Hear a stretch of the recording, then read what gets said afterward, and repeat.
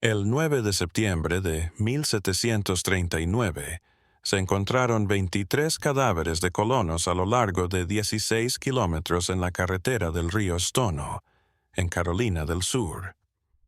Sus cabezas fueron cortadas y colocadas en una formación que las autoridades coloniales más tarde llamarían solo deliberada.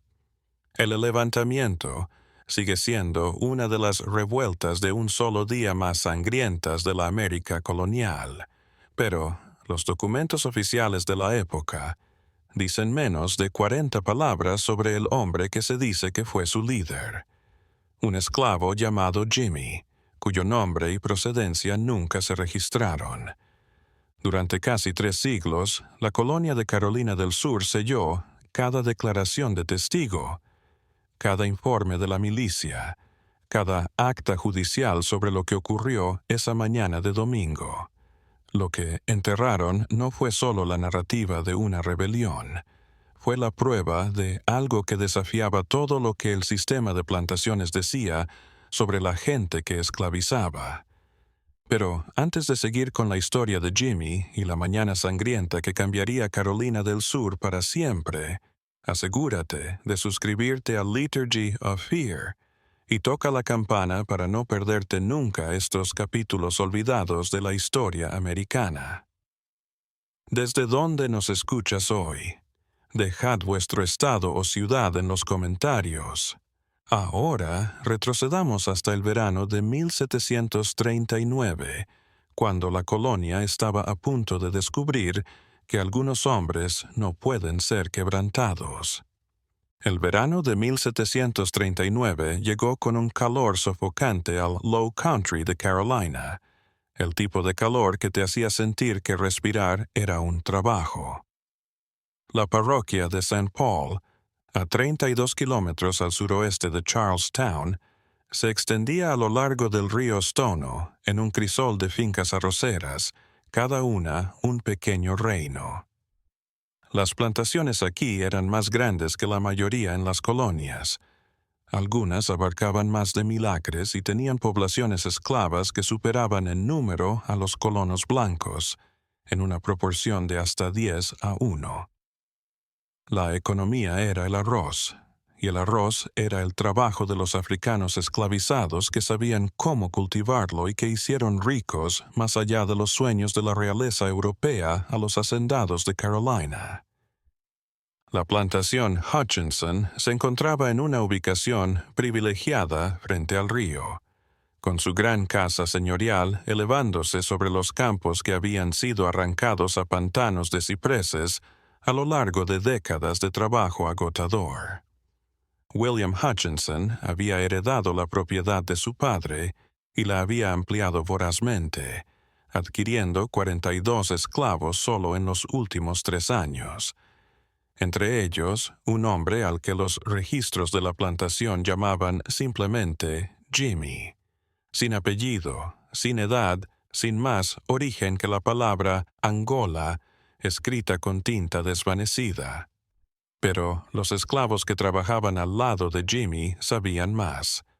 Sabían que dominaba 4 idiomas, que podía leer y escribir en portugués, algo que mantenía en secreto ante los capataces. Sabían que las cicatrices en su espalda hablaban de resistencia, no de sumisión, que había sido vendido 3 veces en 2 años antes de que Hutchinson lo comprara.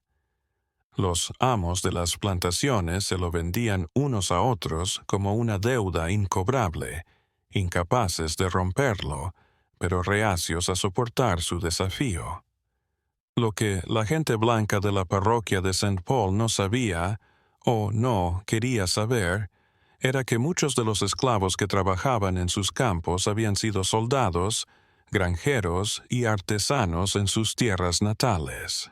Él mismo había sido un líder militar en el reino del Congo antes de que los esclavistas portugueses atacaran su aldea. Él conocía la estrategia, la táctica, la psicología de la guerra. El sistema de plantaciones le había quitado el nombre, la familia, la libertad, pero no la mente. La colonia estaba tensa aquel verano por causas ajenas a la población esclava. La guerra entre Inglaterra y España, la Florida española, a 100 millas al sur, les daba la libertad a cualquier esclavo inglés que lograra llegar hasta San Agustín. El gobierno colonial había advertido a los esclavos que viajaban sin pases, duplicó las patrullas y aumentó la severidad de los castigos incluso por delitos menores. El miedo colgaba en el aire húmedo como musgo español, denso y sofocante.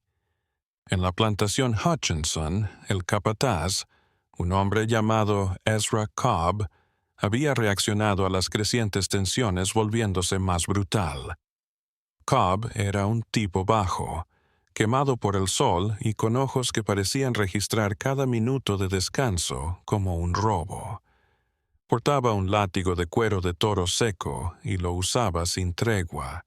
Los esclavos lo llamaban Diablo Rojo en sus propias lenguas, pero nunca a su alcance de oído.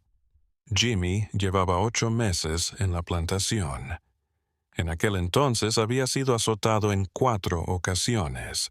Una por hacer contacto visual con la esposa de Hutchinson, una por hablar en su idioma nativo, una por detenerse a beber agua sin permiso y una por algo que Cobb nunca se molestó en aclarar. Cada azote en público, frente al resto de los esclavos, un ritual de humillación para romper no solo el cuerpo, sino el espíritu. Algo se movió en los ojos de Jimmy la tarde del 4.º latigazo, un martes de fines de agosto. Los demás esclavos lo observaron. Una luz que se extinguía o una luz distinta que se encendía. Él soportó los azotes en silencio, su mandíbula tan apretada que sangraba donde se había mordido el labio. Cuando Cobb se cansó y fue a ver los arrozales, Jimmy se levantó. Se limpió la sangre de la boca y volvió al trabajo sin decir una palabra. Aquella noche, en los barracones de esclavos, una hilera de chozas rudimentarias con pisos de tierra y paredes abiertas a todos los mosquitos y serpientes, Jimmy comenzó a hablar. No con todos, solo con algunos hombres, y solo en voz baja. Hablaba en congo con quien lo entendía, en portugués con otros, en inglés chapurreado con quien no sabía otra lengua. Preguntaba, escuchaba más de lo que hablaba.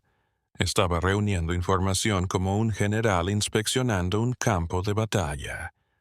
Las llamadas siguieron durante 2 semanas.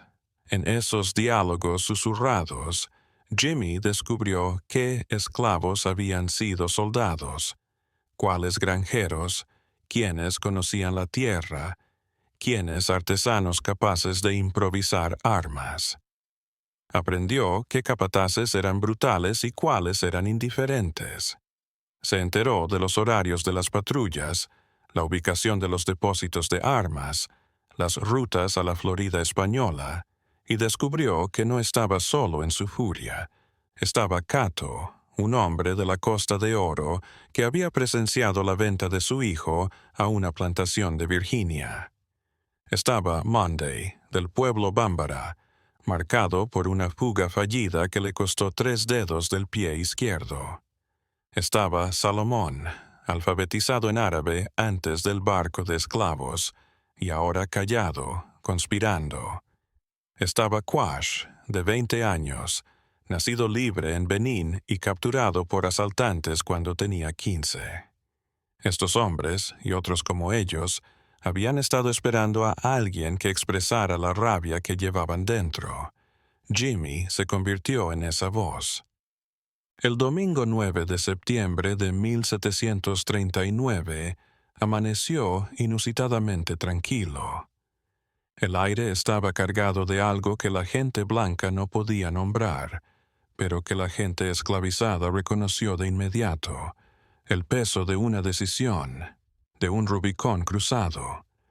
La mayoría de las familias blancas en la parroquia de St. Paul iban a los servicios en la iglesia presbiteriana de Willtown, una pequeña iglesia de madera situada cerca de la intersección de Savannah Road. La ley exigía a los amos de las plantaciones dar descanso a sus esclavos el sábado, aunque descanso era un decir. Siempre había madera que cortar, comida que preparar, animales que cuidar. Pero aquel domingo, los amos y sus familias estarían reunidos en un lugar cantando himnos. Sus esclavos estarían dispersos por las plantaciones. Jimmy se levantó antes del amanecer. No comió. En algunas culturas, los guerreros ayunaban antes de la batalla, y aunque había perdido muchas de sus costumbres, esta no. Caminó en la oscuridad antes del amanecer hasta la linde de la propiedad de Hutchinson, hasta donde un gran roble vivo señalaba la frontera entre el territorio de un hombre y el de otro. 6 hombres lo esperaban. Habían llegado de las plantaciones vecinas, deslizándose en la noche con el silencio de los cazadores. No se dijeron palabras, ya lo habían dicho todo en las semanas pasadas. En lugar de eso, Jimmy asintió, y los 7 se pusieron en marcha. Lo primero que hizo fue dirigirse al cobertizo de herramientas de Hutchinson, un edificio sólido donde la plantación almacenaba herramientas demasiado costosas para dejarlas en los campos.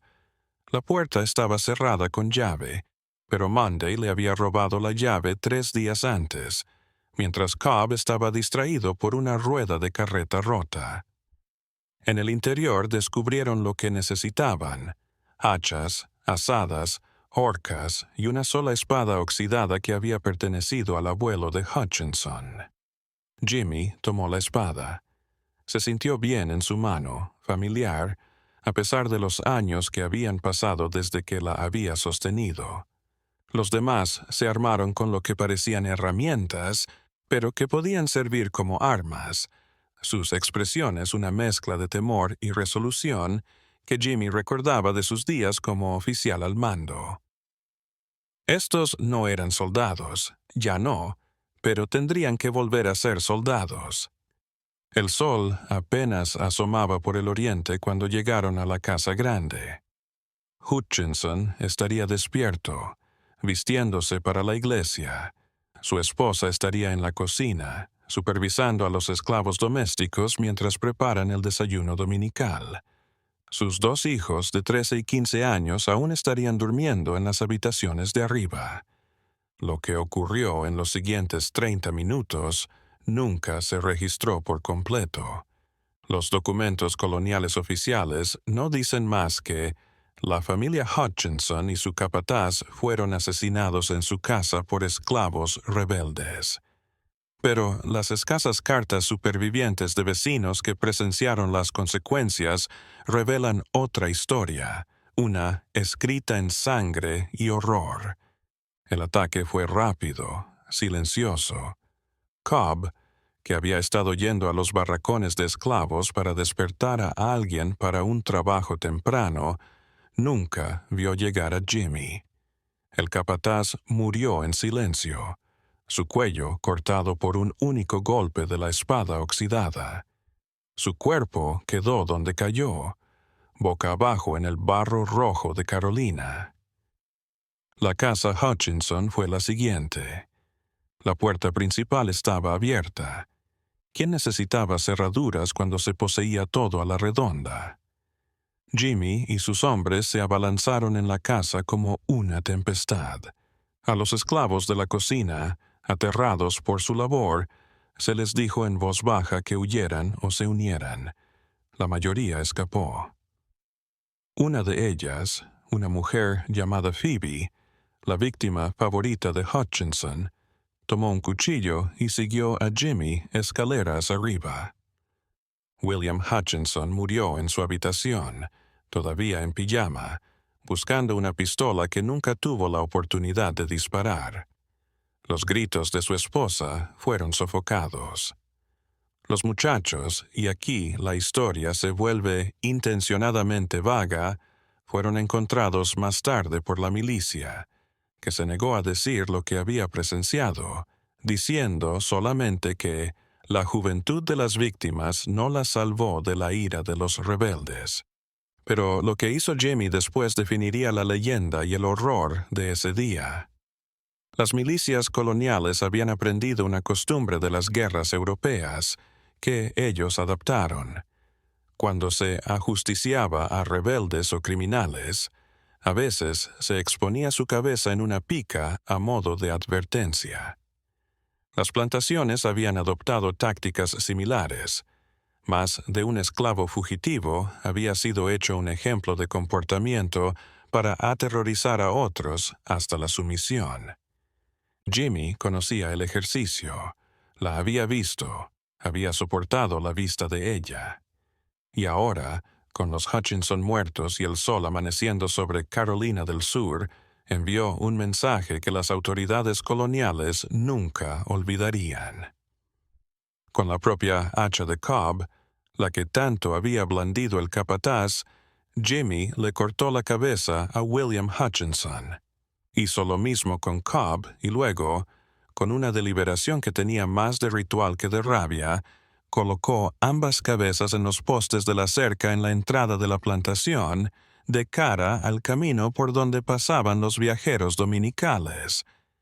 Era una declaración de guerra en el lenguaje que mejor entendían las plantaciones. Para cuando el sol estaba alto, Jimmy y su creciente banda estaban en camino. La noticia corrió por los barracones de esclavos con una rapidez que sorprendió a los blancos. ¿Cómo lo hacían los analfabetos? Sin caballos, sin medios de comunicación, para movilizarse tan rápidamente. La respuesta era sencilla, pero los colonos se negaron a aceptarla. La población esclavizada siempre había estado estructurada, siempre había estado observando, siempre había estado esperando. En la plantación Godfrey, 3 millas al sur, 12 esclavos más se unieron a la revuelta. En el lugar Wallace, otros 8, marcharon por el camino a la Florida española, y a cada plantación que pasaban su número aumentaba. Otros se unieron voluntariamente, avivados por décadas de furia reprimida. Otros se sumaron por temor a que la negativa los señalara como colaboradores, temor a que la rebelión fracasara y aún así fueran castigados por no haberla detenido. El mismo patrón que en la plantación Hutchinson se repitió en otras 6 ubicaciones esa mañana. Los ataques no fueron al azar, no fueron caóticos. Jimmy había hecho una lista de prioridades según la maldad de los dueños y la importancia estratégica de las propiedades. La plantación Lemmy, de un hombre conocido por matar de trabajo a sus esclavos y simplemente comprarlos de nuevo, fue la siguiente en ser atacada. Luego llegaron los Spies, los Sasha Verrills, los Nathaniel Perrys.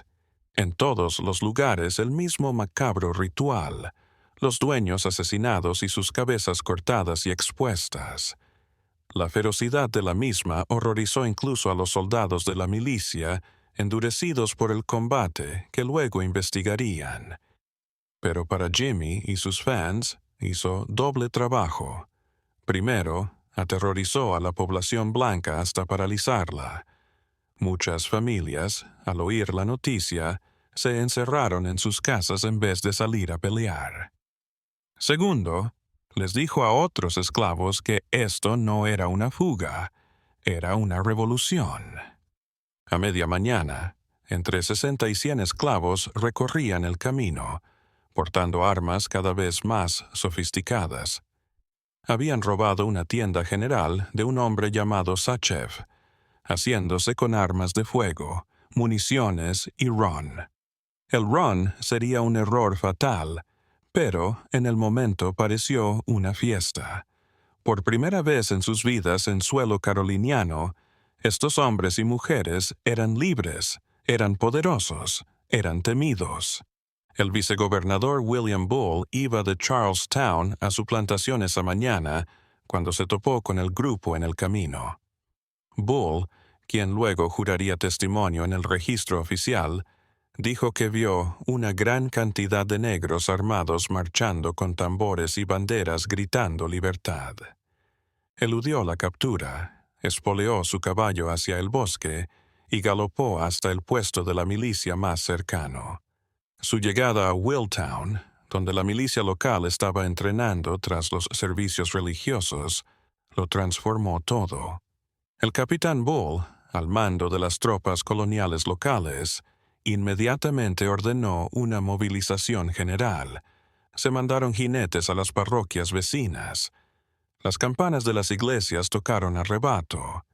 En 2 horas, la milicia de toda la zona se reunía en la carretera al sur de Stono. Pero Jimmy y sus hombres ya estaban a 16 kilómetros de distancia. Se habían detenido en el río Edisto, en un lugar llamado Jacksonboro, y aquí, ya sea por engreimiento, cansancio o por el ron liberado, cometieron su error mortal. Se detuvieron a descansar. La discusión entre los líderes del grupo fue intensa. Algunos deseaban proseguir directamente a Florida y abarcar la mayor distancia posible antes de que la milicia pudiera organizarse. Otros dijeron que necesitaban descansar, necesitaban fortalecerse, necesitaban planear. El sol era despiadado. Aún quedaban 96 kilómetros por recorrer en terreno enemigo, y habían estado despiertos antes del amanecer, funcionando con adrenalina y furia. Jimmy se detuvo. En su defensa, estaba calculando en términos de la guerra del Congo, en la que los ejércitos maniobraban con líneas de suministro y conocimiento del terreno. No alcanzaba a comprender la rapidez con que podían funcionar las comunicaciones coloniales, la red de jinetes, campanas y señales acordadas por las plantaciones para coordinar la defensa. Pusieron centinelas, pero el ron había vuelto negligentes a los hombres. Unos aclamaban. Otros debatían qué hacer con los esclavos que habían tomado partido con ellos a la fuerza. Algunos trataron de poner en filas a la gente como si fueran soldados, pero estaban tratando con granjeros y campesinos, no con soldados. La disciplina que Jimmy había mostrado en los atracos de la mañana se derretía bajo el calor de la tarde. Eran casi las 4 cuando llegó la milicia. La lucha de Stono, como se conocería después, duró menos de 1 hora, pero esa hora cambiaría las leyes de esclavitud en todas las colonias americanas y forjaría una leyenda que se susurraría en los cuartos de esclavos durante generaciones. El capitán Bull se acercó con unos 40 milicianos a caballo, todos armados con mosquetes y pistolas. Tenían sorpresa, organización y sobriedad de su parte. El equipo de Jimmy, disperso por la orilla del río, respondió. La primera descarga de mosquetes se llevó a 7 hombres, antes de que la mayoría de ellos se diera cuenta siquiera de que estaban siendo atacados. Jimmy, para darle crédito, intentó montar una defensa de inmediato. Alineó a los hombres armados, gritando órdenes en varios idiomas, intentando formar el tipo de línea disciplinada que podría resistir una carga de caballería. Por un momento, casi lo hizo. Los rebeldes abrieron fuego y 2 milicianos cayeron de sus caballos. El grupo se desplazó a posiciones defensivas cerca de un grupo de árboles, cubriendo la retirada del otro con una clase de movimiento sincronizado que sorprendió a las fuerzas coloniales. Pero la coordinación no sirve de nada si no se tienen los números y las armas para apoyarla. La milicia tenía ambas cosas y, lo que es más importante, tenían refuerzos en camino. Cuando llegó la segunda fuerza colonial, 30 hombres más de parroquias vecinas, el resultado estaba decidido. La lucha se transformó en fuga. Los esclavos arrojaron sus armas y huyeron al bosque. Algunos se rindieron, con las manos en alto, suplicando en un inglés entrecortado o en sus propias lenguas. De todos modos, les dispararon. La milicia no había venido a arrestar, sino a matar, a enviar un mensaje tan salvaje como el que Jimmy había entregado esa mañana. El mismo Jimmy peleó hasta el final. Otros lo recuerdan apostado en la orilla del río. la espada oxidada en una mano y una pistola capturada en la otra. Se encontraba rodeado de 6 milicianos muertos, testimonio de su habilidad y rabia. Cuando una bala de mosquete le atravesó el pecho, se desplomó, la sangre extendiéndose sobre su camisa rota. Pero aquí es donde el registro oficial y los cuentos de boca en boca chocan. El informe posterior a la batalla de la milicia dice que Jimmy murió por sus heridas en el campo de batalla. Indica que su cuerpo fue decapitado junto con otros 13 rebeldes y sus cabezas fueron expuestas en postes a lo largo del camino durante los meses siguientes como advertencia. Caso cerrado. Rebelión sofocada. Orden restablecido. Pero los esclavos que sobrevivieron, y hubo sobrevivientes, capturados en lugar de asesinados, vendidos a plantaciones en colonias lejanas, contaron otra historia. Dijeron que cuando la milicia se acercó al cuerpo de Jimmy, todavía estaba vivo, que se quedaron en círculo discutiendo qué hacer, que un hombre no recordaban su nombre, pero recordaban sus ojos. Se inclinó y le susurró algo a Jimmy en portugués. Lo que se dijo, ninguno de los supervivientes lo contaría. Algunos dijeron que no escucharon. Otros dijeron que oyeron, mas no entendieron. Una mujer, vendida a una plantación en Georgia 3 meses después de la rebelión, lo relató a un ministro itinerante 40 años después. Dijo que el hombre solo le hizo una pregunta a Jimmy: ¿quién eres? Y Jimmy, ahogándose en sangre, su vida desvaneciéndose en la tierra de Carolina, sonrió y respondió en perfecto portugués: soy el que no pudiste romper. Entonces murió, o eso dicen. Las represalias inmediatas tras la rebelión de Stono fueron atroces. El gobierno colonial, asustado de lo cerca que habían estado los esclavos del éxito, lanzó una campaña de venganza para aterrorizar a toda la población esclavizada hasta la sumisión para siempre. Durante la semana siguiente, la milicia persiguió a los rebeldes huidos por todo Low Country. Algunos fueron hallados ocultos en pantanos de cipreses, casi muertos de hambre y delirando por heridas infectadas. Otros fueron delatados por compañeros esclavos, desesperados por probar su propia lealtad y escapar al castigo colectivo. Algunos alcanzaron hasta 30 millas en Florida antes de ser capturados por partidas de rastreo que usaron perros importados para cazar humanos. Las ejecuciones eran públicas y prolongadas. La colonia quería que todos los esclavos en Carolina vieran lo que les ocurría a quienes elegían la rebelión en lugar de la sumisión. Los cuerpos fueron quemados, las cabezas expuestas. La carretera de Stono a Charlestown se transformó en una galería de horror, salpicada de cadáveres en descomposición. Pero algo no encajaba. El censo oficial de muertos en los ataques iniciales fue de 23 colonos blancos. Los militares dijeron que habían matado a unos 40 rebeldes en la lucha y en la persecución que siguió. Otros 13 fueron capturados y ahorcados públicamente en Charlestown.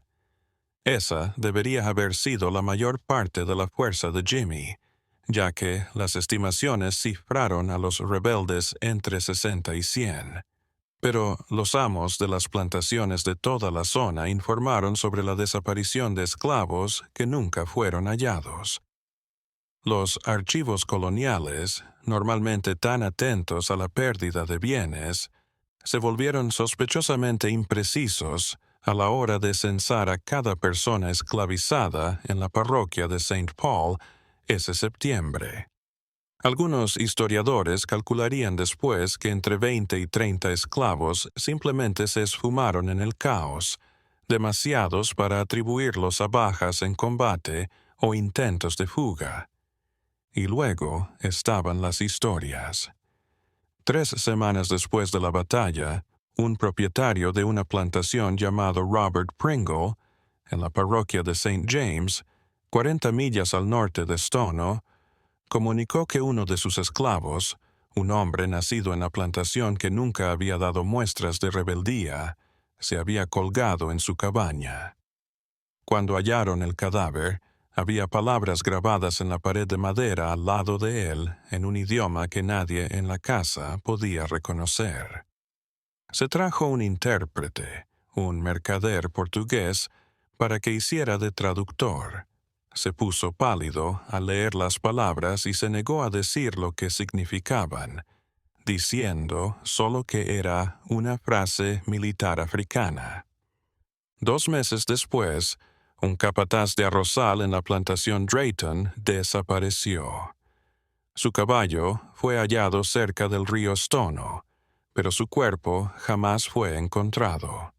Los esclavos de la plantación dijeron que no sabían nada, pero algunos fueron vistos dejando ofrendas al pie de un gran roble cerca de donde se encontró el caballo. Comida, tabaco, extrañas figuritas de madera tallada. Y luego estaban las cabezas. El gobierno colonial había ordenado que las cabezas de los rebeldes ajusticiados fueran expuestas permanentemente como advertencia, pero lenta y misteriosamente fueron desapareciendo. No todas a la vez, eso habría levantado sospechas de inmediato, sino una por una, a lo largo de meses, las cabezas desaparecieron de sus postes. Algunas se atribuyeron a carroñeros. Otras se atribuyeron a daños por tormenta. Pero los milicianos a los que se había encargado vigilar las muestras informaron de algo que turbó a sus jefes. Las cabezas no se caían por descomposición o por el tiempo. Estaban siendo retiradas, limpiamente, deliberadamente, por la noche. La cabeza de Jimmy, o lo que se suponía que era la cabeza de Jimmy, fue lo primero en desaparecer. Las desapariciones dieron pie a las teorías más salvajes. Algunos colonos pensaban que los españoles mandaban espías al norte para recuperar los restos como propaganda. Otros creyeron que los rebeldes huidos volvían de noche a rendir homenaje a sus muertos. Unos pocos, solo en cartas privadas, nunca en documentos públicos, se preguntaron si había algo más en juego. Cuando creíamos haberlo visto todo, el horror en Stono se intensifica. Si esta historia te dio escalofríos, comparte este video con un amigo al que le gusten los enigmas tenebrosos. Dale like para apoyar el video y suscríbete para no perderte historias como esta. Averigüémoslo juntos. La investigación de la rebelión fue encabezada por el propio teniente gobernador William Bull, quien tenía sus propias razones para desear respuestas. Apenas había escapado con vida la mañana del domingo. Interrogó a decenas de esclavos capturados, dueños de plantaciones, milicianos, cualquier persona que pudiera explicar cómo se coordinó la rebelión con tanta eficacia. Lo que encontró lo inquietó más que la rebelión en sí. Jimmy, al parecer, era no solo alfabetizado, sino muy culto. Varios esclavos declararon que les estaba enseñando a leer a escondidas usando la Biblia como libro de texto, el único al que a veces tenían acceso los esclavos. Había memorizado mapas que había alcanzado a ver en la casa Hutchinson cuando iba a dejar mensajes en sus extrañas visitas al interior. Había estado mapeando las patrullas de la milicia con la precisión de un oficial de inteligencia militar. Aún más perturbadores fueron los informes de que Jimmy había estado en contacto con otros esclavos en varias plantaciones durante meses antes de la rebelión, tejiendo una red que la gente blanca nunca había notado. Cómo se comunicaban, cómo enviaban mensajes a través de cientos de millas sin alfabetización, sin libertad de movimiento, sin ninguna de las infraestructuras que los colonos blancos daban por sentado, siguió siendo un enigma que Bull nunca pudo resolver. Un rebelde capturado, uno llamado Caesar, que había sido uno de los compañeros más cercanos de Jimmy, fue sometido a un interrogatorio mejorado, un eufemismo colonial para la tortura. Antes de morir por sus heridas, hizo una declaración que Bull citó en su informe pero que no pudo aclarar. Jimmy no inició esto. Él terminó lo que había empezado. Esperamos a alguien así durante 100 años. ¿Qué quería decir? ¿Quién o qué había iniciado lo que Jimmy había terminado? Bull nunca lo supo y dejó de preguntar. Las respuestas eran demasiado revolucionarias para el orden que trataba de mantener. La Ley de Seguridad de 1740, aprobada por la Asamblea Colonial 6 meses después de la rebelión de Stono, fue uno de los códigos de esclavos más exhaustivos jamás promulgados en la Norteamérica inglesa. Prohibía a los esclavos reunirse en grupos si no había blancos presentes. Prohibía el uso de tambores, que podían servir para comunicarse a distancia. Prohibía que aprendieran a leer o escribir y castigaba severamente a cualquier esclavo que se encontrara fuera de su plantación sin permiso escrito. La ley también contenía una cláusula casi paranoica en su detalle. Exigía a los amos de las plantaciones llevar un registro de todo esclavo que manifestara inteligencia fuera de lo normal, conocimientos militares o facilidad de idiomas. Había que denunciarlos a las autoridades coloniales y, en caso necesario, venderlos fuera de la colonia por completo. La ley fue una reacción contra Jimmy, aunque no se le nombró en la legislación. El gobierno colonial comprendió, aunque no lo reconociera públicamente, que la mayor amenaza al sistema de plantaciones no era la brutalidad de la esclavitud. Esa era el fundamento del sistema. El mayor peligro era que los esclavos se coordinaran, recordaran su formación militar, rechazaran la ficción de que la esclavitud era natural o inevitable. Pero las leyes solo podían llegar hasta cierto punto, y en los meses y años posteriores a la rebelión, surgieron patrones extraños que insinuaban que la historia no había terminado en la orilla de ese río, en Jackson Boro. El invierno que siguió a la rebelión fue el más frío que se había visto en Low Country en años. El río Stono se congeló por primera vez en la memoria humana, y los terratenientes se acurrucaron en sus hogares, quemando madera como nunca antes. El frío golpeó mucho más duro a los esclavos. Sus chozas apenas protegían del viento que rugía desde el río, y las mantas delgadas daban poco calor contra el frío que descendía bajo cero casi todas las noches. Este atroz invierno dio lugar al primer avistamiento verificado de lo que se conocería como los testigos de Jimmy. Una esclava doméstica llamada Diner, que trabajaba para el propietario de una plantación, Samuel Swinton, cuyo hermano había muerto en los ataques de Stono, le dijo a su amo que los esclavos se reunían en secreto en el bosque por la noche, desafiando las nuevas leyes que lo prohibían. Swinton, paranoico y dolido, formó una patrulla nocturna con 3 dueños de plantaciones vecinos.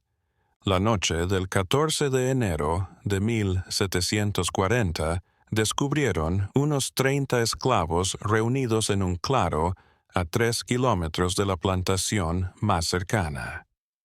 Los esclavos estaban sentados en un círculo alrededor de un pequeño fuego, y en medio del círculo había un anciano, un esclavo de Drayton Plantation, conocido solo como Viejo Marcus, que hablaba en un idioma que ninguno de los hombres blancos entendió. La patrulla dispersó la reunión a la fuerza. El anciano Marcus fue arrestado e interrogado durante 3 días. Lo que reveló bajo tortura se convirtió en uno de los secretos mejor guardados de la administración colonial, oculto en la correspondencia entre el vicegobernador Bull y el gobernador de Virginia, que permanecería sin descubrir hasta la década de 1920. El anciano Marcus dijo que había estado haciendo un memorial por los muertos en Stono, Pero no era un servicio cristiano. Era algo más antiguo, algo de antes de que llegaran los esclavos a América. Dijo que las reuniones habían estado en marcha desde octubre, siempre en secreto, siempre en lugares diferentes cada semana. Dijo que más de 200 esclavos en 5 parroquias habían asistido por lo menos a una reunión. Y algo más, algo que Bull atribuyó primero a delirios de un hombre torturado, pero que lo atormentaría el resto de su vida. Jimmy sabía que iba a morir. Lo planeó.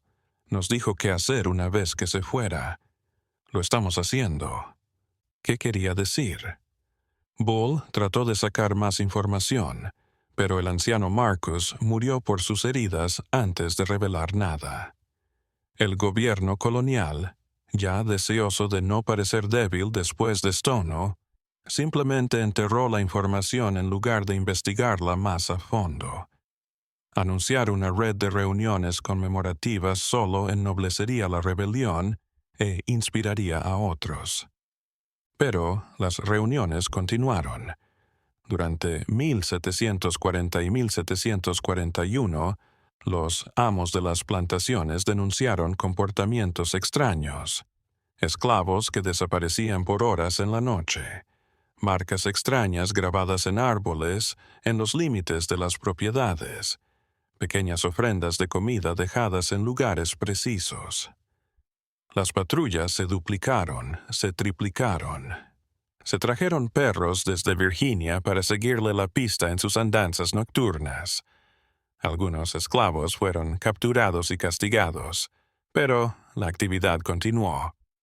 Las rebeliones de esclavos habían sido poco frecuentes en Carolina del Sur antes de Stono. Después de Stono, se volvieron aún más infrecuentes en el momento posterior, pero nunca llegaron a desaparecer. Lo que emergió en su lugar fue algo más sutil y posiblemente más peligroso. Una cultura de resistencia subterránea que vivía bajo la superficie de la vida en la plantación, invisible para el ojo blanco, pero perfectamente comprendida por la población esclavizada. En junio de 1740 se descubrió que un arrozal en la plantación Middleton había sido destruido intencionalmente. Alguien había abierto las compuertas de riego en plena etapa de crecimiento, inundando el campo y arruinando lo que hubiera sido una buena cosecha. Nunca se encontró un culpable, aunque 3 esclavos fueron azotados bajo sospecha. 2 semanas después, otro incidente similar tuvo lugar en la plantación Lowndes, y luego de nuevo en la de Waring. El patrón continuó todo el verano. Las herramientas desaparecieron y fueron encontradas rotas en la otra punta. Los bueyes fueron soltados de sus establos y esparcidos. Se iniciaron pequeños incendios en los almacenes, siempre de noche, siempre descubiertos antes de que pudieran propagarse. El daño financiero fue grande, pero no fatal. No eran rebeliones para destruir el sistema de plantaciones, sino para probar que era vulnerable, que el control nunca era absoluto. El teniente gobernador Bull conocía el modelo. En una carta a la Junta de Comercio de Londres del 3 de agosto de 1740, escribió: «Tenemos que lidiar con un caso extraño en el que los negros no se rebelan abiertamente, sino que protagonizan actos constantes de desafío que implican organización a lo largo de grandes distancias. Es como si el fantasma de la rebelión de Stono no hubiera muerto con sus participantes, sino que se hubiera transformado en algo más sutil y más difícil de erradicar. La ley de seguridad estaba ahí para asegurarse de que nunca volviera a aparecer otro Jimmy. Lo que no pudo evitar fue que la imagen de Jimmy se le viniera a la mente. En 1741 se descubrió un complot de rebelión en Charlestown antes de que pudiera llevarse a cabo. La conspiración involucró a más de 50 esclavos y tenía como objetivo incendiar la ciudad y huir a Florida en medio del caos. El descubrimiento se realizó gracias a un delator, un esclavo al que se le prometió la libertad a cambio de entregar a sus compañeros. Cuando se le preguntó, uno de los conspiradores dijo que le inspiró el soldado de Stono, que demostró que la resistencia era posible. Los conspiradores fueron ahorcados públicamente en Charlestown y sus cuerpos encadenados en el puerto como advertencia. Pero las ejecuciones tuvieron un efecto inesperado. En vez de intimidar a la población esclavizada hasta la obediencia, les hicieron mártires. Los hombres murieron sin pedir piedad, sin revelar más nombres, sin mostrar el terror que sus asesinos esperaban. Un hombre, mientras le ponían la soga al cuello, supuestamente sonrió y dijo: «Diles que Jimmy los saluda». La frase se volvió un código entre la gente esclavizada en los años venideros. Jimmy los saluda estaba grabado en los muros de los graneros, susurrado entre los trabajadores del campo, incluso en los espirituales que cantaban los esclavos mientras laboraban. Las autoridades coloniales reconocieron su importancia, pero nunca pudieron eliminarlo por completo. Prohibir la frase solo la hizo más fuerte, convirtiéndola de palabras a un símbolo de rebelión sin explicación. En 1744, 15 esclavos de Willtown organizaron una fuga masiva. Ídolos, armados con armas robadas, viajaron 37 kilómetros antes de ser capturados por una partida de rastreo que usó sabuesos importados específicamente para cazar humanos. Su jefe, un hombre al que en la plantación llamaban Sambo, pero cuyo nombre nunca fue registrado, luchó contra los milicianos con una espada oxidada muy parecida a la que había llevado Jimmy. Cuando le preguntaron de dónde la había obtenido, Sambo sonrió y respondió: «Me la dio un fantasma». La espada fue capturada y terminó en manos del capitán Nathaniel Barnwell, el capitán de la milicia que había liderado la partida de rastreo. Barnwell la conservó colgada en su chimenea, un trofeo de caza exitosa. Se la enseñaba a las visitas relatando la captura con detalles cada vez más heroicos. Pero 3 años más tarde, cuando Barnwell murió en la epidemia de fiebre amarilla que arrasó Charlestown aquel verano, su viuda vendió sus bienes para saldar deudas. La espada fue adquirida por un comerciante ambulante llamado Jacob Levy, quien dijo que la quería para una colección privada en Filadelfia. Levy dejó Charlestown en septiembre de 1747 y nunca regresó a Carolina del Sur. La espada se desvaneció hacia el norte y las autoridades coloniales le perdieron la pista. 2 años más tarde, un propietario de una plantación en Georgia dijo que uno de sus esclavos recién comprados, un hombre que había sido vendido fuera de las colonias por un tratante que se especializaba en esclavos difíciles, poseía una espada que coincidía con la descripción del trofeo de Barnwell. Interrogado, el esclavo declaró que no sabía cómo había llegado a su poder, que estaba en su cabaña cuando llegó. El propietario de la plantación, perturbado por la coincidencia, rompió la espada en una forja y nunca más volvió a mencionarla, salvo en una única carta a un primo en Charlestown. Pero los rumores no cesaron. Los esclavos de todo Low Country hablaban de la espada de Jimmy, una espada indestructible que se transmitía de mano en mano, que surgía dondequiera que la gente esclavizada necesitara un recordatorio de que la rebelión era posible. Solo había una espada o muchas. ¿Hicieron los esclavos copias según relatos orales? ¿O fue todo una ilusión colectiva, una rebelión psicológica en ausencia de una física? Las autoridades coloniales no pudieron contestar estas preguntas, y no poder hacerlo las volvió más sospechosas. Y luego estaban los rumores inquietantes que se extendieron por los barrios de esclavos y, finalmente, se filtraron en la sociedad blanca a través de los sirvientes domésticos y los espías. Los rumores decían que Jimmy no estaba muerto en Jackson Boro, que el cuerpo que la milicia decapitó era otro, un voluntario que había aceptado morir en lugar de Jimmy para que éste pudiera escapar, que Jimmy había escapado en medio del caos, herido pero vivo, y había llegado hasta la Florida española, donde vivía como un hombre libre. Se decía que había establecido una comunidad cimarrona en el gran pantano Dismal, un extenso humedal que abarcaba la frontera entre Virginia y Carolina del Norte, que decenas de esclavos fugitivos se le habían unido allí y vivían en aldeas ocultas construidas sobre plataformas sobre el agua, cazando y pescando, y fuera del alcance de la ley colonial, que estaba entrenando soldados allí, enseñándoles tácticas que había aprendido en el Congo, preparándose para otra rebelión cuando llegara el momento.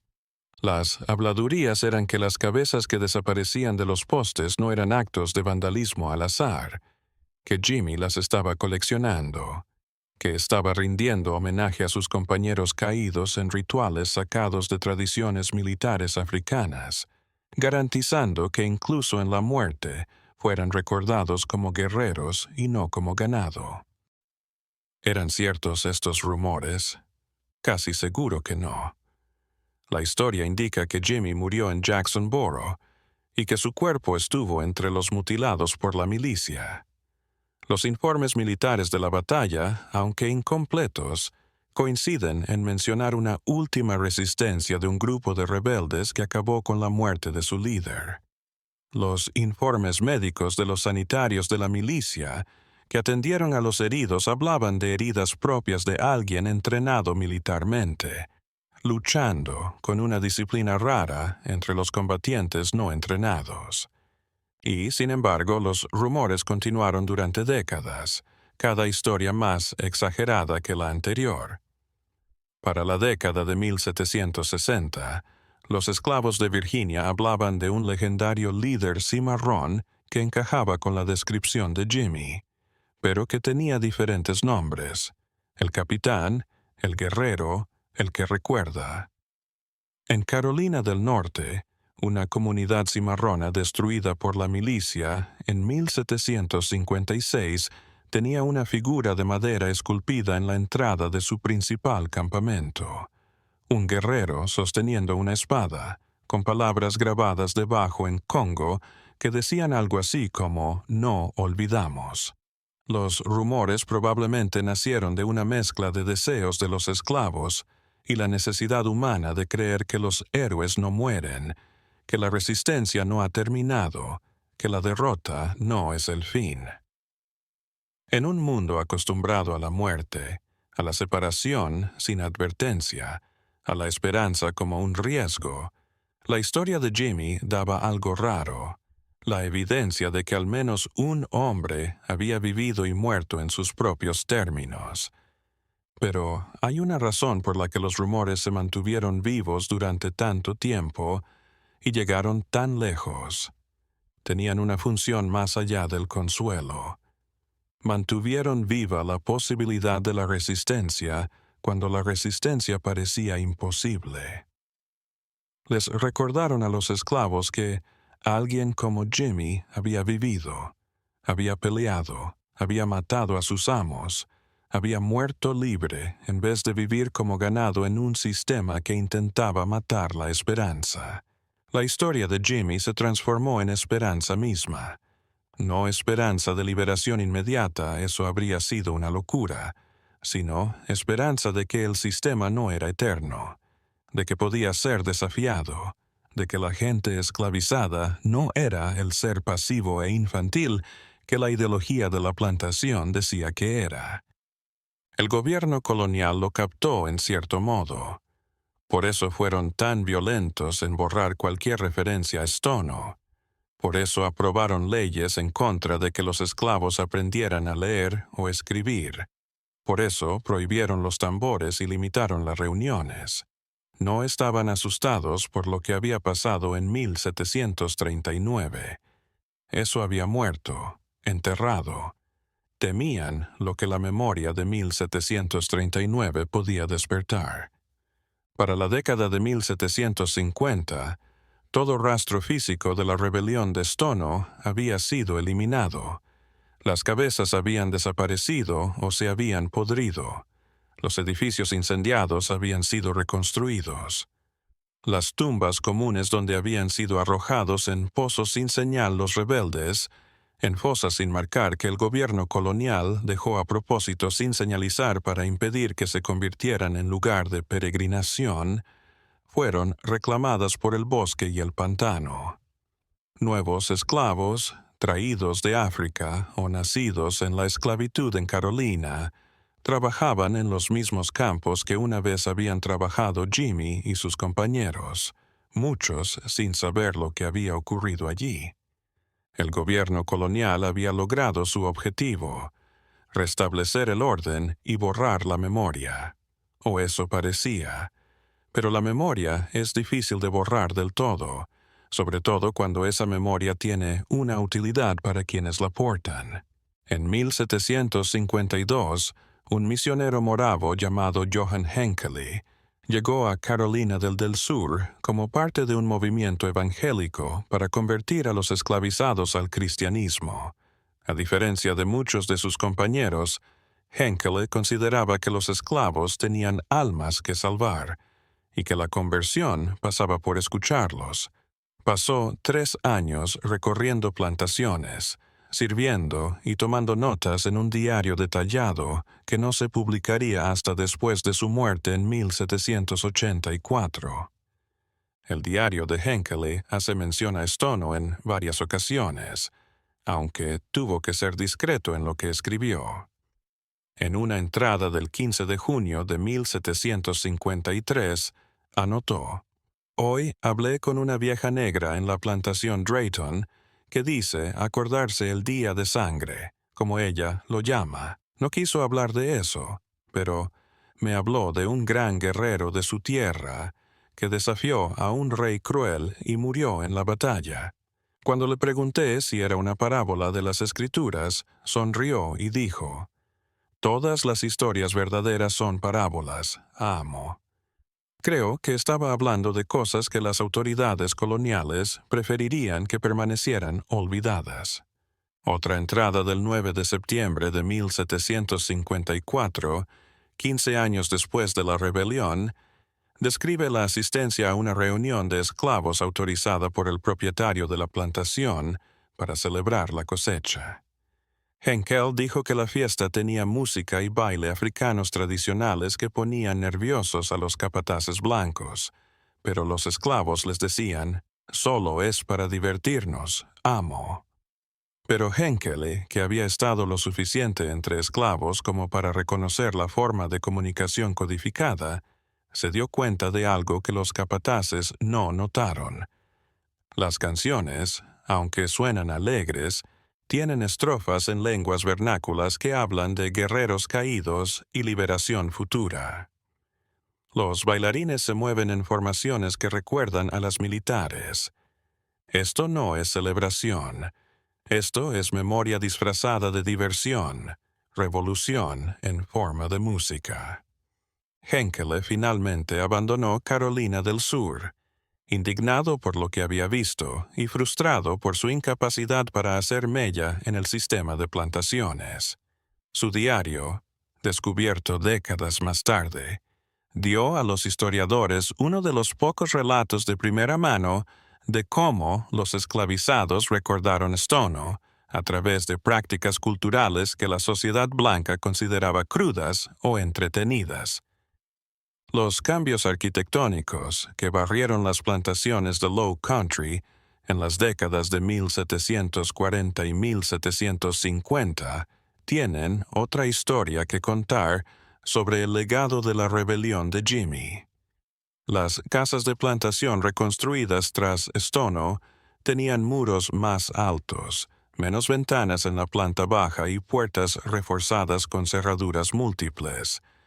Muchas añadieron lo que eran básicamente habitaciones del pánico, pequeños espacios fortificados en los que las familias podían refugiarse en caso de ataque.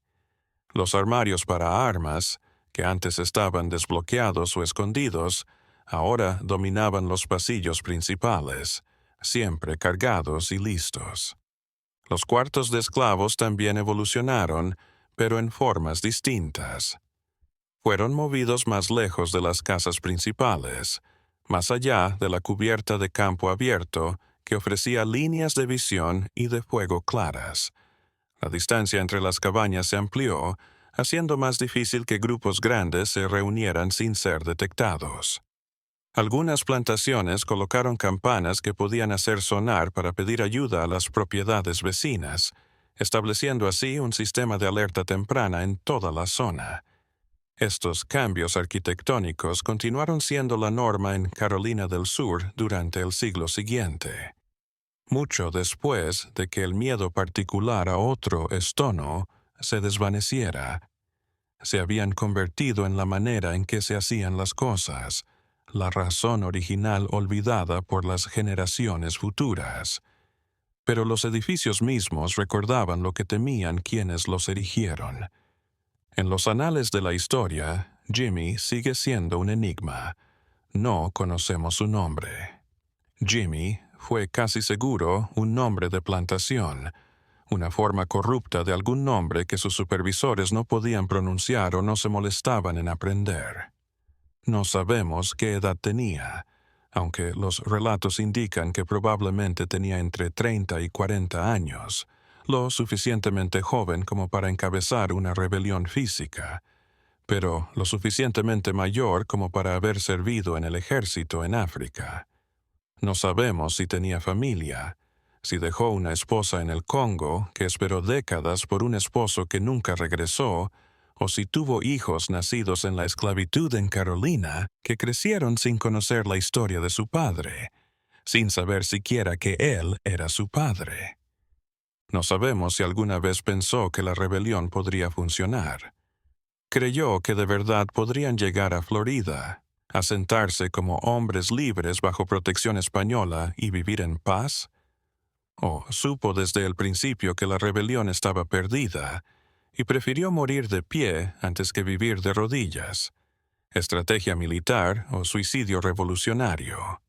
Los pocos esclavos que sobrevivieron a Stono y que accedieron a hablar con las autoridades coloniales siempre bajo coacción, siempre bajo la amenaza de ejecución o tortura, ofrecieron versiones contradictorias. Otros dijeron que Jimmy pensaba que podían lograrlo, que había hecho los cálculos y que las probabilidades estaban a su favor si podían llegar a Florida antes de que la milicia se organizara. Otros dijeron que sabía que era en vano, pero que tenía que hacer algo de todos modos, que años de brutalidad lo habían dejado sin otra opción que luchar o volverse loco. Un relato especialmente vívido vino de un hombre llamado Quash, que fue capturado en batalla y vendido a una plantación en Virginia. En 1755, 16 años después de Stono, Quash fue entrevistado por un hacendado de Virginia que estaba redactando un tratado de circulación privada sobre el gobierno de las poblaciones esclavas. Quash, viejo y resignado, dio lo que puede ser el relato más sincero de las razones de Jimmy. Él nunca dijo que íbamos a Florida, nunca prometió libertad, nunca prometió victoria. Y esto fue lo que dijo. Tenemos 3 opciones. Podemos trabajar hasta morir, lo cual será pronto porque a Cobb le da igual si vivimos o morimos. Podemos intentar huir cada uno por nuestra cuenta, lo que fracasará porque tienen caballos y perros y nosotros no. O podemos pelear como hombres y mostrarles que no siempre fuimos esclavos. Aunque perdamos y perderemos, recordarán. Y los que vengan después recordarán, y tal vez algún día eso importe. Si esta historia es cierta, y no hay manera de comprobarlo, entonces la rebelión de Jimmy nunca fue una fuga. Era dignidad, negándose a ser deshumanizado por la esclavitud. Era hacer un monumento más duradero que los hombres que lucharon. Una historia que les recordaría a las generaciones venideras que los esclavos podían resistir, pensar militarmente, preferir la muerte a la sumisión. Y en eso, Jimmy triunfó más allá de lo que hubiera podido soñar. Lo que sí sabemos por los documentos que han llegado hasta nosotros son unos pocos registros legislativos, correspondencia personal e informes administrativos de la época. El 9 de septiembre de 1739, entre 60 y 100 esclavos de Carolina del Sur se rebelaron contra sus amos. Mataron a 23 colonos blancos y marcharon hacia la libertad con tambores y banderas. Sabemos que fueron liderados por un hombre llamado Jimmy, que había sido soldado en África antes de ser esclavizado, que hablaba y escribía en varios idiomas y que usó esas habilidades para provocar una de las mayores rebeliones de esclavos en la América colonial. Sabemos que la rebelión fue sofocada con brutalidad y que la respuesta colonial supuso algunas de las leyes más represivas jamás concebidas para controlar a las poblaciones esclavizadas. Y sabemos que en la década siguiente, el Código de Esclavos de Carolina del Sur sirvió de modelo para otras colonias y, más tarde, para los estados del sur, estableciendo el marco legal para la opresión que duraría hasta la Guerra Civil. Sabemos que la rebelión aterrorizó a la clase de hacendados en formas que las fugas o los pequeños actos de resistencia nunca podrían haberlo hecho. Dejó claro que los esclavos eran capaces de organización militar, estrategia y resistencia violenta prolongada. Mostró que la ideología de inferioridad racial que justificaba la esclavitud era una mentira, una que la gente esclavizada conocía como una mentira, aunque la mayoría de los colonos blancos nunca lo admitirían. Y sabemos que a pesar de la violencia de la supresión, a pesar de la Ley de Seguridad de 1740, a pesar de los mecanismos de vigilancia y control establecidos después de Stono, el espíritu de resistencia nunca murió en Carolina del Sur.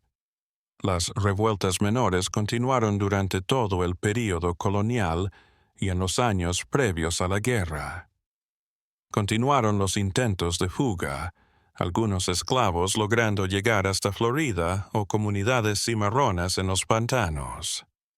Las redes de resistencia, invisibles al ojo blanco, actuaron bajo la superficie de la sociedad de plantación durante generaciones.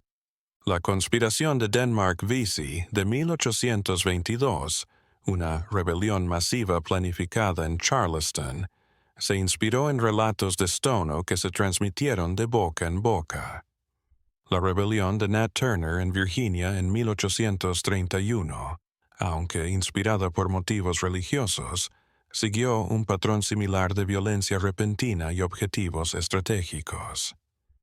La incursión de John Brown en Harper's Ferry en 1859, liderada por un abolicionista blanco, partió de la convicción de que los esclavizados se rebelarían si se les proporcionaban armas y liderazgo, una convicción basada en ejemplos como Stono, que demostraron que los esclavizados lucharían por la libertad.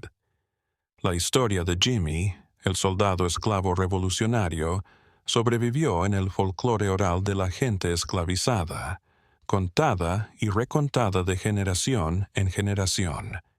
Aunque los detalles históricos se perdieron y se mezclaron, para el siglo XIX su historia se había integrado en otras historias de resistencia, formando parte de una narrativa más amplia de recordar que la esclavitud siempre había sido resistida, que la gente esclavizada nunca había aceptado su condición como natural o eterna. Frederick Douglass, en un discurso de 1857, Aludió a Stono sin nombrarlo. Nuestra esclavitud tiene su historia de hombres que eligieron morir antes que vivir como esclavos. Estos momentos suelen ser enterrados por aquellos que preferirían que olvidáramos, pero no olvidamos. No podemos olvidar. La sangre de los que prefirieron la resistencia a la sumisión riega el árbol de la libertad con tanta certeza como la de los revolucionarios blancos. Hoy en día existe un marcador histórico cerca del lugar de la plantación Hutchinson, que fue colocado en 1974 por el proyecto del patrimonio del Bicentenario de Carolina del Sur. Es una cosa discreta, fácil de pasar por alto si no se está atento. Una placa de metal en un poste al borde de un camino rural. Su texto desvanecido por décadas de sol y lluvia. El marcador se erige en lo que ahora es una zona industrial, llena de almacenes y centros de distribución que han sustituido a los arrozales y las casas de plantaciones. El texto es sumario, clínico, para no chocar con las sensibilidades actuales, ni perturbar la narrativa de progreso gradual que impregna la historia pública. Menciona la rebelión de Stono y dice que fue la mayor rebelión de esclavos en las colonias continentales británicas antes de la Revolución Americana. Da la fecha, el número de bajas y una sola frase sobre la ley de seguridad que siguió. No la nombra a Jimmy. No dice nada de las decapitaciones ni de la ferocidad de la represión colonial, ni de que algunos de los rebeldes ajusticiados fueron colgados para pudrirse en cadenas durante meses como advertencia. Desde luego, no habla de leyendas ni rumores, ni de la manera en que la gente esclavizada convirtió una rebelión fallida en una historia de dignidad y resistencia. Pero la historia está ahí, entre líneas y silencios del relato oficial. Hay en el relato de César que Jimmy acabó lo que otros empezaron, como si hubiera habido una tradición de resistencia anterior y sobreviviente a cualquier rebelión aislada. Había algo en las mentes desaparecidas y en la espada oxidada que no dejaba de aparecer. Cosas materiales que se habían transformado en símbolos, armas que habían superado su forma para convertirse en conceptos. Hay en las comunidades cimarronas que surgieron en las décadas posteriores a Stono. Ref. Hay en los restos arquitectónicos que aún salpican el paisaje. Mansiones de plantaciones con sus fortificaciones, sus habitaciones del pánico, sus ventanas altas, edificios pensados para resistir no huracanes o inundaciones, sino rebeliones humanas. Estructuras que encarnaban el miedo disfrazado de precaución. En los códigos negros que se propagaron desde Carolina del Sur, moldeando las leyes de esclavitud en todo el sur de Estados Unidos durante el siglo siguiente. Cada ley de analfabetismo para esclavos, cada prohibición de reunión, cada sistema de patrullas y de pases, llevaba el espectro de Stono en su interior. La clase hacendada no olvidó lo que pasó el 9 de septiembre de 1739, aunque quisieron que todos lo olvidaran.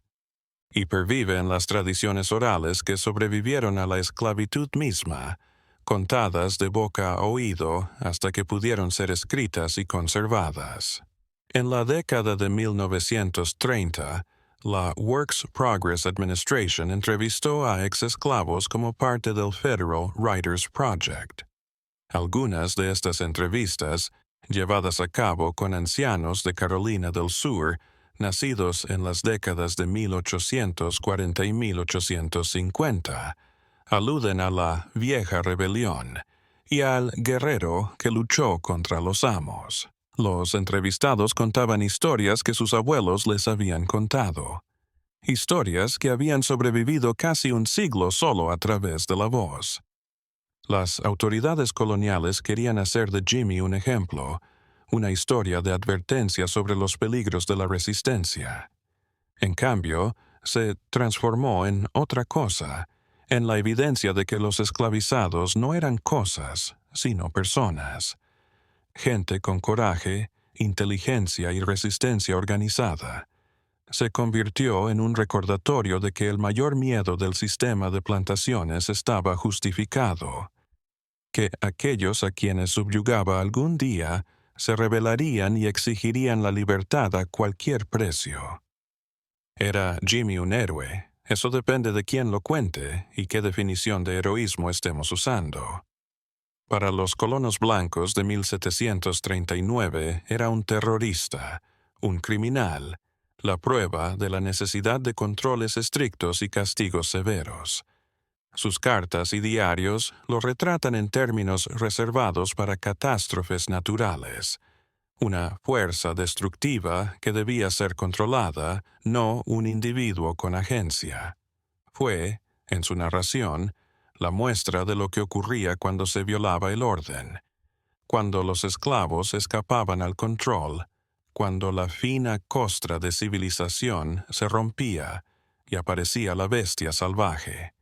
Para los esclavos de su tiempo y para las generaciones futuras, era otra cosa. Un hombre que había sido llevado más allá de la resistencia, que había recurrido a la violencia no como primera opción, sino como última, que había decidido que si no podía vivir libre, moriría libre. Fue la demostración de que la resistencia era posible, de que la organización militar podía surgir de las propias plantaciones, de que la ideología de inferioridad racial era una falacia que podía ser revelada por la práctica. Pero la verdad, como siempre, es más complicada que cualquiera de las historias puede contener. Jimmy era una persona, no un ícono, aunque se convirtió en uno después de su muerte de formas que nunca podría haber imaginado.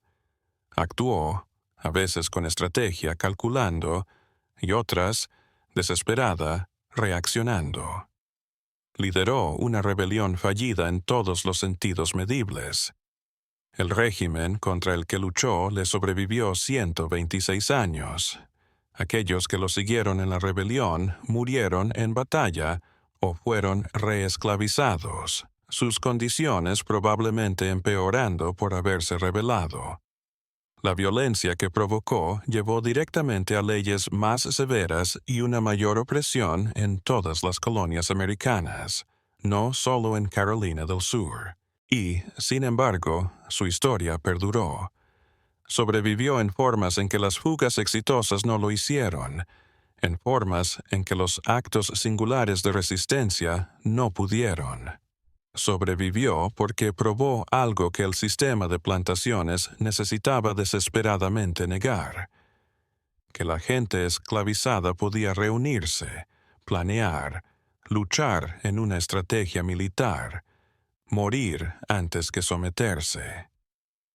Cada rebelión que siguió, cada intento de fuga, cada acto de resistencia, traía a Stono dentro, no como inspiración necesariamente, sino como prueba de concepto, como demostración de que el sistema podía ser derrotado.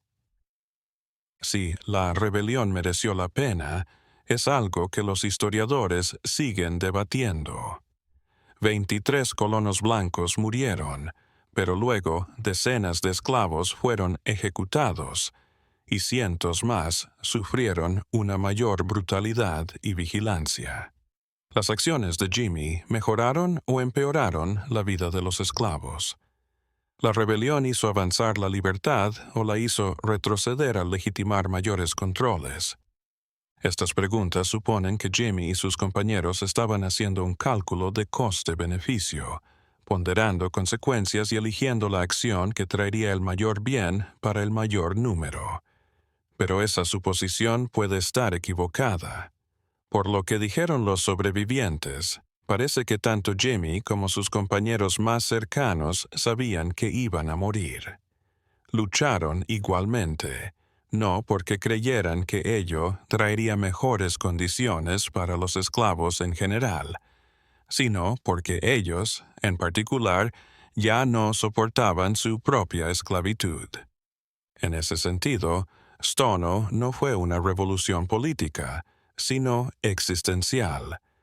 No era reformar el sistema o destruirlo, sino proclamar de la manera más violenta posible que los esclavizados eran seres humanos con agencia incluso para decidir cómo morirían. El 9 de septiembre de 1739. Un hombre cuyo nombre nunca conoceremos. Un hombre que había sido comandante militar en el Congo, capturado, vendido y transportado a través de un océano, al que la gente que lo poseía como propiedad había llamado Jimmy, tomó una espada y reclamó su vida como propia, no de William Hutchinson, ni de la colonia de Carolina del Sur, ni del sistema económico que lo había arrancado de África. Una mañana corta y sangrienta, era libre. Lideró hombres en la batalla. Mató a sus captores. Marchó con tambores y banderas a una colonia española que le prometía la libertad. Por unas horas no fue poseído sino un general, no un esclavo, sino un soldado, no ganado, sino un hombre. Y murió, como mueren los revolucionarios, con la mirada fija en un futuro que no vería, un futuro en el que la historia de su rebelión importaría, en el que el recuerdo de su resistencia encendería otras rebeliones, en el que el sistema que lo oprimió caería. Y tenía razón, aunque tardó más de lo que imaginó. La esclavitud en Estados Unidos sobrevivió 126 años más allá de Stono y fue finalmente destruida no por rebeliones de esclavos, sino por una combinación de fuerzas económicas, políticas, morales y, finalmente, una guerra civil que mató a más estadounidenses que cualquier otra guerra anterior o posterior. El sistema que parecía inmortal en 1739 estaba muerto, después de todo. Y en esa lucha, en esa resistencia que se extendió por generaciones, en esa negativa de la gente esclavizada a aceptar su estado como algo natural o inmutable, el espíritu de Jimmy se mantuvo vivo. No en la forma sobrenatural que decían los rumores. No había ningún fantasma al frente de comunidades cimarronas ni recuperando las cabezas de los compañeros caídos, sino en el sentido muy real de que cada persona que eligió la resistencia en lugar de la sumisión, que se organizó en lugar de someterse, que luchó por la libertad contra probabilidades imposibles, continuó el trabajo que Jimmy comenzó esa mañana de septiembre. Este enigma nos revela que la historia la escriben los vencedores, pero la verdad habita entre líneas y entre susurros. Nos revela cómo ciertos actos de resistencia fracasan en sus objetivos inmediatos, pero triunfan en su finalidad última. Demostrar que los oprimidos no están vencidos, que la dignidad puede ser reivindicada incluso en la muerte, que la memoria es una forma de resistencia. ¿Qué te pareció esta historia? ¿Crees que todo fue descubierto o aún hay secretos ocultos en las profundidades de Carolina, verdades que ni siquiera siglos de búsqueda pudieron desenterrar? ¿Había más en el plan de Jimmy de lo que la historia nos cuenta? Comenta abajo con tus teorías. Si te ha gustado esta historia y quieres conocer más sobre los márgenes olvidados de la historia americana, las rebeliones sofocadas, las voces silenciadas, las verdades que el poder trató de enterrar, suscríbete a Liturgy of Fear. Toca la campana de notificación para no perderte ninguna nueva publicación y comparte este video con alguien que ame los enigmas que desafían todo lo que pensamos saber sobre el pasado. Nos vemos en el próximo video para descubrir otra historia que la historia trató de olvidar.